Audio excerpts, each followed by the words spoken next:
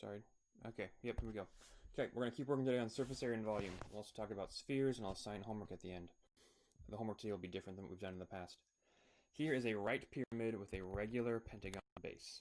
A right pyramid means that its center is directly, like this vertex here, is directly above the center of this polygon. So it's not twisted off to the side at all. The vertex at the top is directly above everything else. Regular pentagon means that the pentagon, each side is congruent and each angle is congruent. So with that information and these two measurements that we have, we can find the area, surface area, and volume of this pentagon. Pyramid, actually. Okay, I'm going to start, this is how I start most of these problems, by sketching out a pentagon, which is 5 sides, and then drawing the triangles coming off of it. What I have right here is a map. 1, 2, 3, 4, 5, yeah. This is a map, meaning if I took each face of these triangles and imagine they're a piece of paper that I could fold out, and I folded them out onto the ground, this is the 2-dimensional construction piece I would use to create the 3-dimensional piece. If you ever break down a cardboard box for recycling or something, that is you looking at the map of the cardboard box. I know that each of these lengths around the outside here is 12, and I know that the height of this whole thing is 18. Well, the height, this 18 kind of vanished. Okay, that doesn't mean that this length here is 18. That length there is actually longer than 18. We'll talk about that in a second. So the height I don't really have right now. The first thing I'm going to try to do is find the area now, just the area of the pentagon. It's fortunate for us that it is a regular pentagon, because that means that if I can just find the length of this apothem right here, I can find the area. We know the area of a regular polygon is 1/2 times the apothem times the perimeter. And we know the perimeter is 60 because there's 5 12s. So I'm going to find that apothem. I'm going to sketch another triangle where I know that this is length 12, and I'm trying to find this length here. But I have to remember that I can find this central angle. Because there are 5 triangles, one of these angles is 360 divided by 5, which is 72. So this angle inside here is 72 degrees. That means that this angle here is 72 degrees. But that also means that half of that, this angle right here,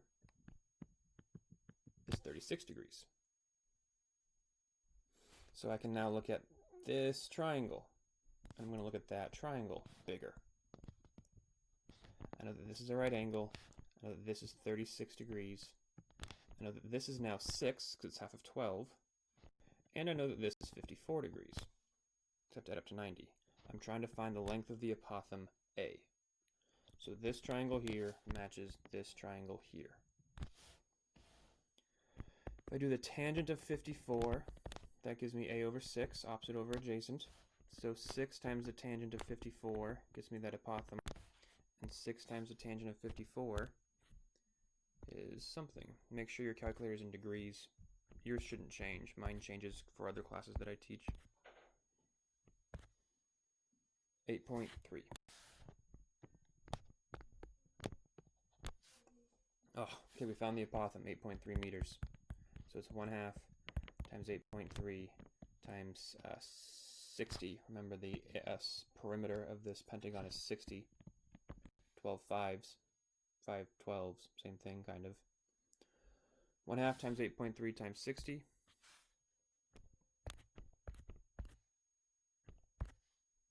247.7. So the area of this pentagon is 247.7 square meters. If you're wondering why I did times 30 instead of times 60, it's supposed to be 8.25 times 1/2 times 60. Well, 1/2 times 60 is 30. So I just did these two together to get my 30, just to make it faster. Turns out it wasn't faster because I explained it, but whatever. Okay, now we've got to find the area of each of these triangles. Well, again, good news, these triangles are all congruent, So if I find the area of one triangle, I've done it. However, finding these areas involves finding, I'll look at this triangle over here, finding this height. And that height is not 18. That height is longer than 18. See, 18 is the length from the center straight up. Okay, this length right here is 18. This length here is clearly longer because it's on a slant. The triangle has to be longer than 18 meters for it to be able to fold together and reach a point 18 above that base pentagon. So I know that this is 18, and I actually know that this right here is the apothem. The apothem is 8.3. What I have to find is this height, h. So I have to find this height right here, h. So I look at this triangle. I'm going to draw it out over here. It's a right triangle. Here's 8.3. Here's 18. Here's the height h. And I just do Pythag. 8.3 squared plus 18 squared equals h squared.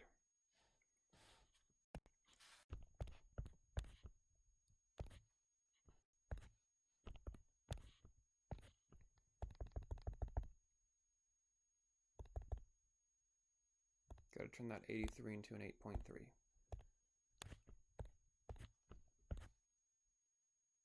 Good. That is 392.9. So I square root both sides. The square root of that answer is 19.8. So the height of one of these triangles is 19.8.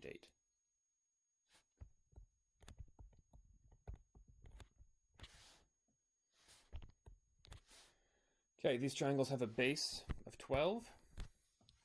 They have a height of 19.8. So the area of one of these triangles, so I'm going to do the area of this triangle. The area of this triangle is 1/2 times the base times the height, which is 1/2 times 12 times 19.8.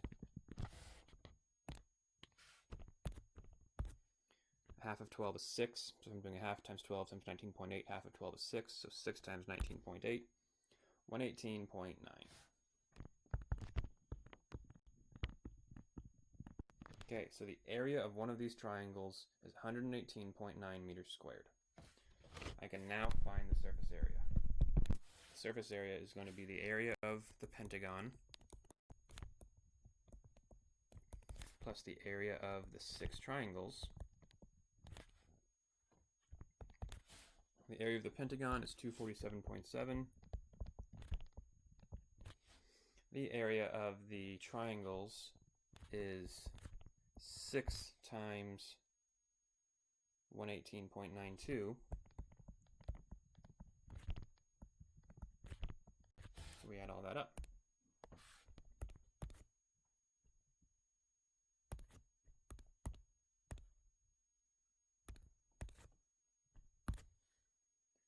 $961.3. That is the surface area. 961.3 meters squared. Now that was a pretty good amount of work. But now that we can do it for a pentagon, we can do it for any shape. Like that could be a pentagon, a hexagon, a square, a rectangle, whatever. So that's the surface area of this pyramid. Volume is going to be way easier. Okay, we've got to find surface area and volume. But volume, the volume of a pyramid is 1/3 times the base area. So I'm going to say base area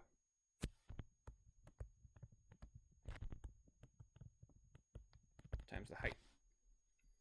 Well, we've already found the base area now. We know that it's, where did it go? 247.7. And we know the height is 18. It's a pretty simple calculation. 18 times 247.7 divided by 3.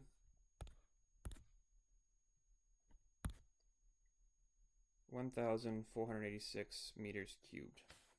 1486 cubic meters.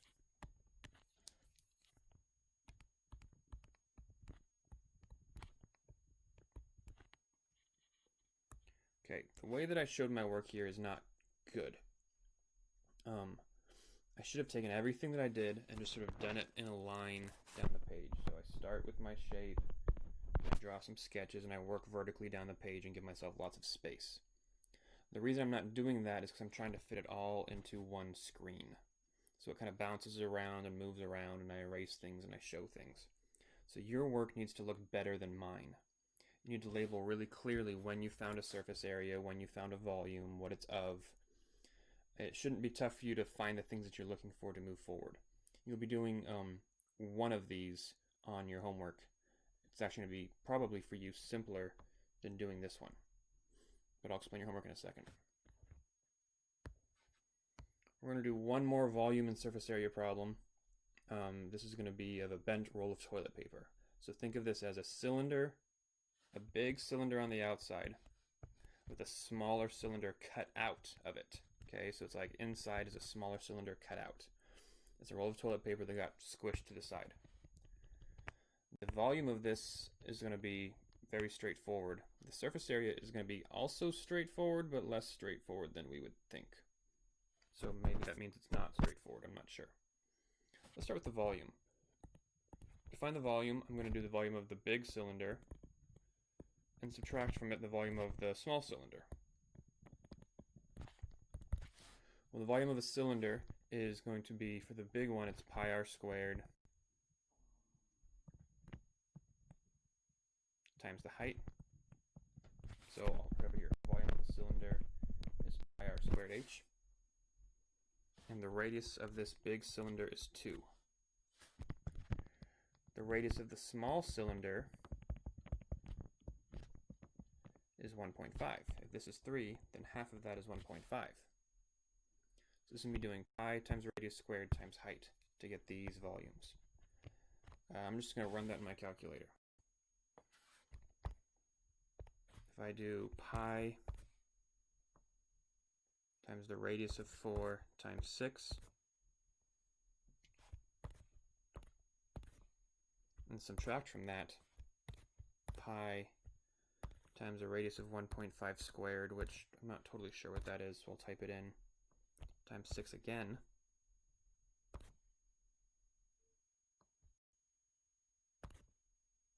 It's 33. Let's just call it 33.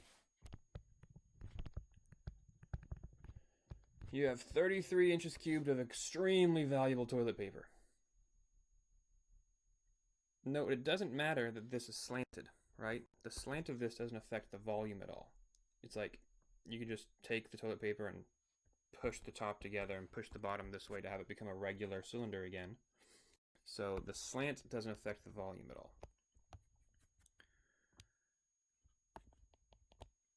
We're also going to pretend in this case it doesn't affect the surface area. There might be situations where it does, where slanting it changes it. Yeah, I guess that would definitely happen. So the only reason I made this slanted was to talk about how the fact that the slant doesn't affect the volume, but I didn't really think about how it would kind of affect the surface area. I actually don't think it does in this case. Yeah, it actually doesn't in this case. So anyway, let's just not worry about it and find the surface area. We'll define the surface area of a cylinder. Here's something kind of cool about a cylinder. A cylinder, if you wanted to make your own, you would take a sheet of paper, rectangular, and you would take this end and curl it around until it matches this end, and it would form, if I'm looking from the side, a ball, or sorry, a circle from the side. So you're taking this edge here and bringing it around until it touches this edge over here, and then what you're left with in between forms the edges of the cylinder. We still have to worry about the top, but not the edges. So the question then becomes, how big is this length right here? We know that this length, if I'm doing the big cylinder right now, I'm doing the outside cylinder. we know that this length here is 4 inches. Okay, that's the diameter of the circle. What we need to find is this length here. Well, that is actually the circumference of the circle. If you think about this thing here, say I were to like cut this here and cut this here and take this sheet. So now think of it more like a tin can than a roll of toilet paper. Think about a tin can. If I cut the tin can right here and I took the metal and I flattened it out, well, all the way around the tin can would be your length. This length right here. So the length of this sheet of paper, or the length of this rectangle, is actually the circumference of the circle. And if this isn't making sense to you right now, it hopefully will as you do your homework, because your homework is to create these shapes. So I'm going to find the circumference of the big circle. The circumference of the big circle is, you always find circumference by doing 2 pi r or pi times d, same thing. So that's 2 times pi times 8, which is 8 pi. So this length right here, we're just going to call 8 pi for now. That means that the area of this rectangle is 4 times 8 pi, which is 32 pi. Well, that area of that rectangle is going to be the surface area of this can, or this roll of toilet paper.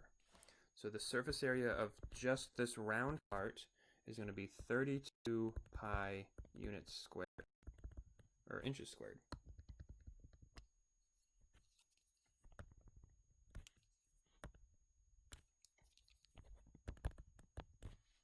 Okay, so that's the surface area of the top.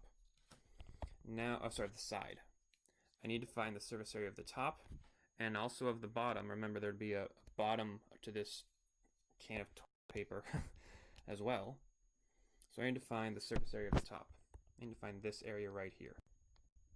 Once I find that, I'll double it, because there's one on the top and there's one on the bottom.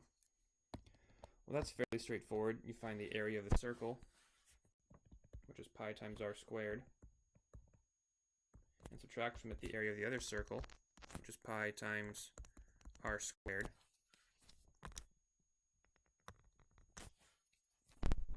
This is the area of the big circle minus the area of the small. And I'll calculate that.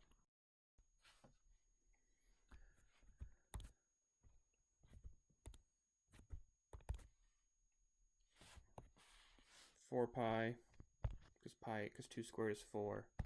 So 4 pi minus whatever 1.5 squared times pi is. I'm going to get rid of the pi's in this. I'm going to just attach pi at the end. So I'm just going to do 4 minus 1.5 squared. 1.75 pi. This is 1.75 pi. That is the surface area of this. Well, I know that there are 2 of those. So I'm going to do, because there's one on top, and then there's one down here on the bottom. I'm going to take 1.75 and do it times 2. That is the surface area of the top and the bottom. So I now know that there's going to be a 32 pi and a 5 pi, 3.5 pi.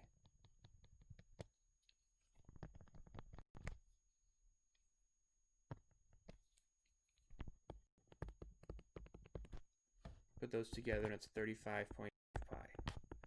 That is the surface area of this roll of toilet paper. Kind of. And here's why I say kind of. It sort of depends on whatever problem you're having, but you might have to worry about the fact that there's an interior surface area as well. Right? Like if you're going to grab a roll of toilet paper, you can pinch the inside and the outside of the roll.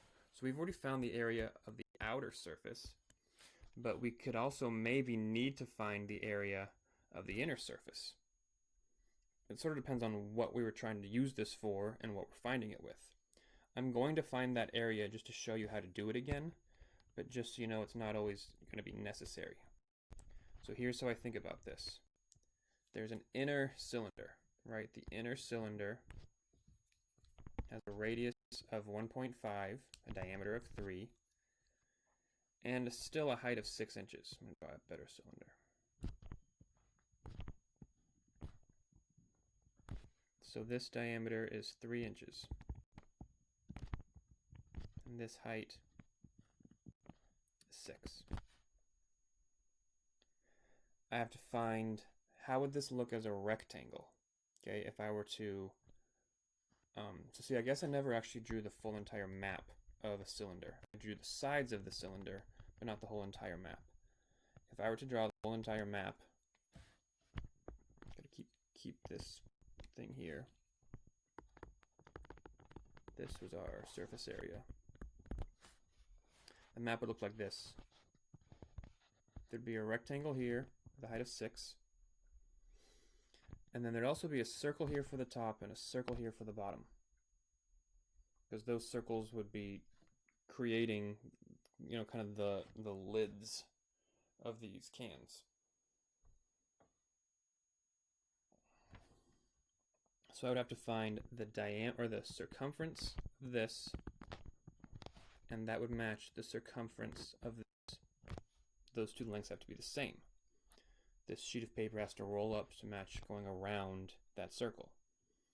So to find the circumference, I do pi r squared 2 pi r, 2 times pi times 1.5, which is 3 pi. So the circumference of this is 3 pi. So I now know that this length right here is 3 pi. And then I could find the surface area by doing 6 times 3 pi, which is 18 pi. And I could add another 18 pi to account for the area inside of this contraption. Okay, so I guess there's kind of a lot there to think about. We'll have a question session after this video where we can discuss it. But that's surface area and volume of cylinders. And this is a case where there's a cylinder cut out of the cylinder on the outside. A bigger cylinder with a smaller cylinder cut out. Okay, here's the thing for today. And it's spheres. Spheres have this for their volume and have this for their surface area. It's kind of incredible to me that these calculations are so clean and simple and elegant. Just 4 pi r squared for the surface area. It almost makes no sense. It's about the beauty of pi and the magic of circles, really. The Earth has a radius. Yeah, not a diameter, but a radius. Ooh, I forget which one it is now. I think I googled radius and not diameter. The Earth has a radius of 4,000 miles. Very close, not exactly. 3,958 or something. So the Earth isn't a perfect sphere, but it's relatively close. All planets are not quite spheres. They're a little bit squashed at the top and a little bit wider and bulgy on the edges, partially because their rotation has physics that causes that to happen. They are easy enough used as spheres, though, to be thought of that way.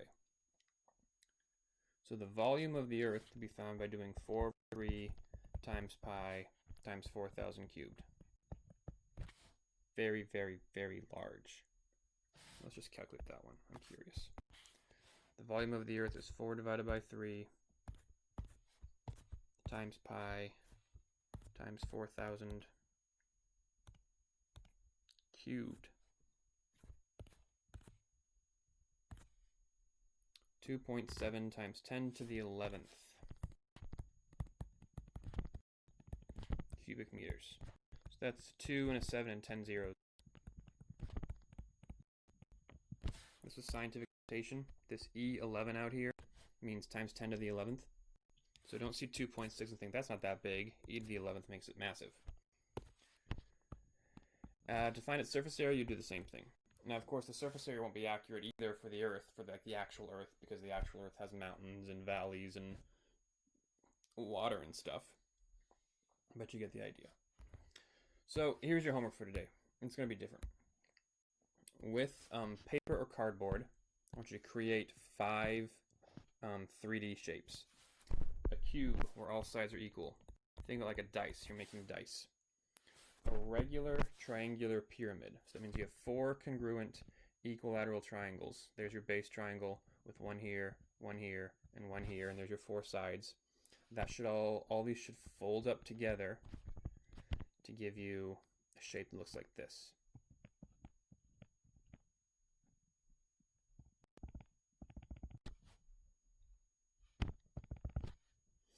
A cylinder with top and bottom, and to make a cylinder, you take a rectangle, and then you fold this edge over to match this edge, and then you'll cut out a circle to fill the top and the bottom. A cone can be tricky. Here's how you make a cone. Draw an arc, part of a circle, but not a whole circle. In fact, even half a circle is fine. Any fraction less than whole circle is fine. Third a circle, quarter circle, whatever. And then cut out this shape.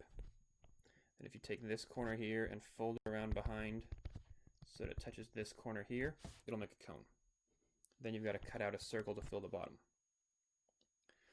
Then finally a sphere, which is actually quite difficult to make from paper. I want you to try it. I want you to take a picture of your best attempt, but you're going to see making a sphere from paper is very difficult. You'll need paper, scissors, and tape. Glue can work, but it's difficult. You have to be very patient if you want to use glue. Tape is better.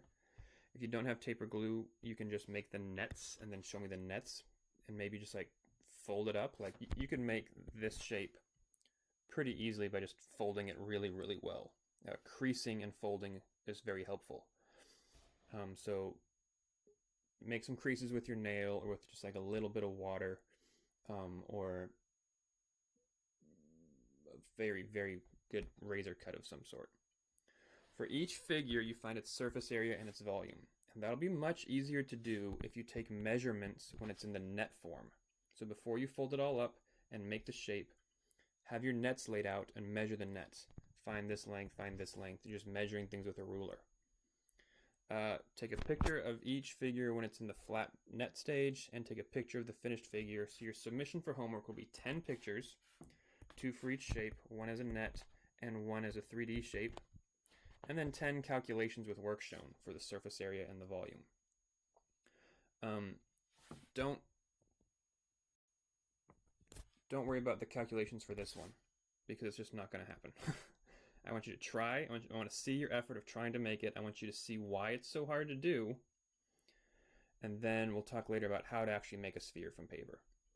But the cone and the cylinder you should be able to do. With the cone, all that you need to have is this length here, and eventually get the diameter across the bottom of the cone, and you'll be fine. Okay, so after you watch this video, we'll have a Google Meet session to talk about it, and then if you have questions there, ask. And thanks for watching.